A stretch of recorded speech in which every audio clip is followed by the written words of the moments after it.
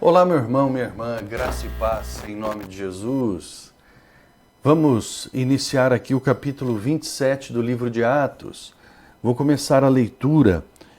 Diz assim, Atos 27, de 1 a 8.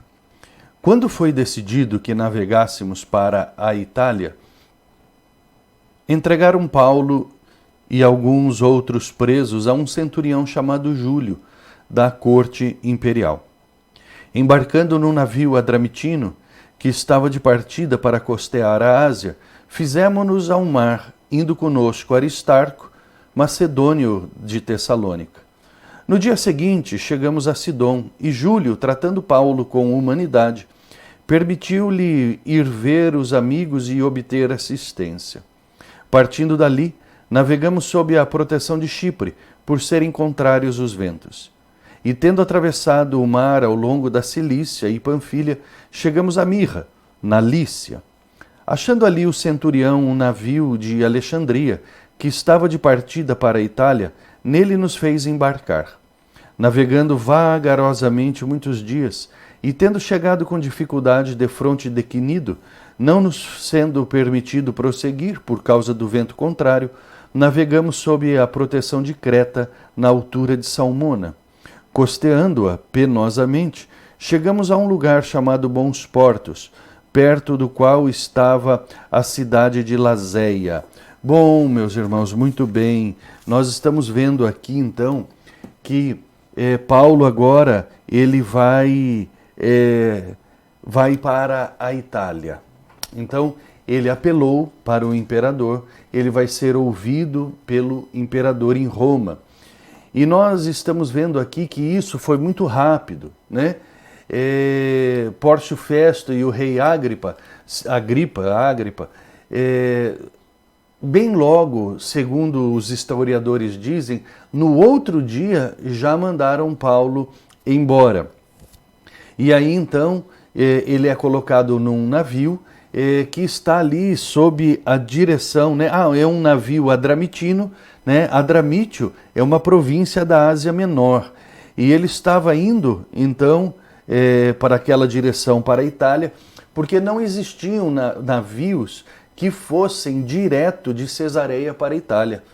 Teriam muitas paradas, então Paulo vai ter que começar a mudar de navios. E ali, então, este navio adramitino, ele está indo, né? E o centurião Júlio está levando alguns presos para Roma. E dentre eles vai indo Paulo.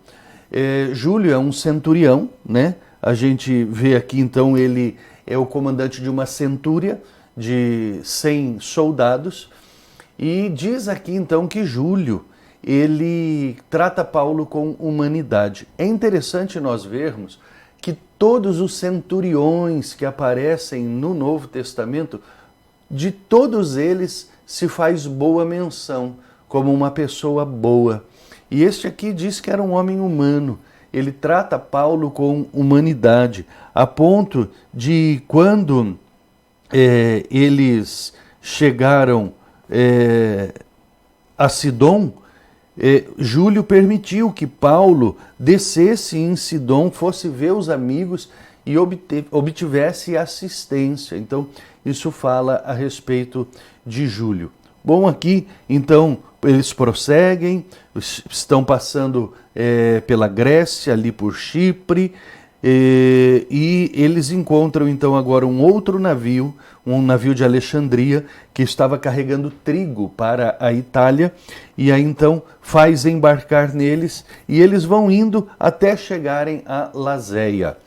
Bom, muito bem. Então, aqui começa a história da vida de Paulo, a fase de quando ele está sendo levado até a Itália. Muita coisa vai acontecer ainda neste caminho até a chegada à Itália. E é muito interessante, então, nós vamos estudando isso pelas etapas, né? O que eu quero destacar aqui hoje? O que eu quero destacar aqui é o seguinte, né? Que nesta viagem, como diz no versículo número 12, está dizendo assim, olha, indo conosco Aristarco, um macedônio da Tessalônica. Bom, muito bem. Indo conosco. Conosco, já no Paulo não estava sozinho. Conosco é Lucas. Lucas está escrevendo, né? E ele diz aqui, estava indo conosco, ou seja, comigo e com Paulo, Lucas e Paulo, estava indo Aristarco também, um macedônio da Tessalônica. Aristarco, ele se uniu a Paulo na terceira viagem missionária de Paulo. E aqui a gente entende, então, que quando Paulo vem na sua terceira viagem missionária para Jerusalém, Aristarco vem junto. E agora aqui nós vemos Aristarco como um dos companheiros de cadeias de Paulo. E aqui é digno de nota algumas coisas interessantes, irmãos. Porque quando eles estão indo com um condenado, né? Paulo condenado entre aspas, porque não havia uma acusação formal contra Paulo, algo foi escrito para o imperador, mas ele estava indo como um prisioneiro. Quando são levados os prisioneiros para Roma, não é permitido amigos junto. Escravos, sim. Amigos, não. Então Lucas e Aristarco estão indo com Paulo nesse navio como escravos de Paulo. Lembre-se que Lucas, além de biógrafo de Paulo, era médico. E ele se torna então um médico particular de Paulo. E Aristarco se torna um escravo de Paulo. Tudo isso voluntariamente, eles não estão recebendo nada por isso. E nós vemos aqui que eles ficam em Roma presos com Paulo. Essa história, ela ilustra a nossa relação com Jesus Cristo, irmãos. Tanto Lucas quanto Aristarco, eles eram livres. Eles poderiam, a qualquer momento, abandonar Paulo, era um prisioneiro, agora estava preso, e seguir a vida deles. Lucas poderia ter feito sua carreira na medicina. Aristarco poderia ter prosseguido como um cristão, um evangelista, um fundador de igrejas, um plantador de igrejas, um missionário. Lucas poderia continuar escrevendo seus livros, mesmo sendo um cristão, mas não, eles preferiram abrir mão das suas vidas para estar servindo Paulo, porque Paulo era um instrumento de Deus. Isso, meus irmãos, é algo muito maravilhoso de nós fazermos nota, é digno de nota, porque é assim que se espera que sejamos no nosso cristianismo, na nossa relação com Jesus, que nós estejamos abrindo mão das nossas vidas em prol do Senhor Jesus Cristo.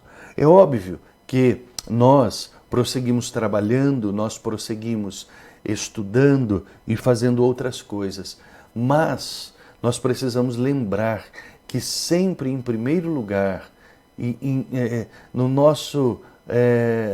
nas nossas prioridades, Cristo, Jesus Cristo, deve ser sempre a primeira prioridade. Deve ser sempre a primeira opção. E muitas coisas das nossas vidas nós precisamos abrir mão, irmãos, por causa de Cristo. Isso aqui é muito lindo de nós lermos, né? Paulo era um homem muito usado por Deus, já estava numa certa idade e pessoas abriram mão para cuidar de Paulo, abriram mão de muitas coisas da sua vida para cuidar de Paulo, né? E isso nos ensina muita coisa. Reflita um pouco sobre isso, né? Nesse trecho bacana que nós acabamos de estudar. Amanhã nós voltamos e amanhã prosseguimos aqui então em Atos 27, a partir do versículo de número 9. Que Deus te abençoe, em nome de Jesus.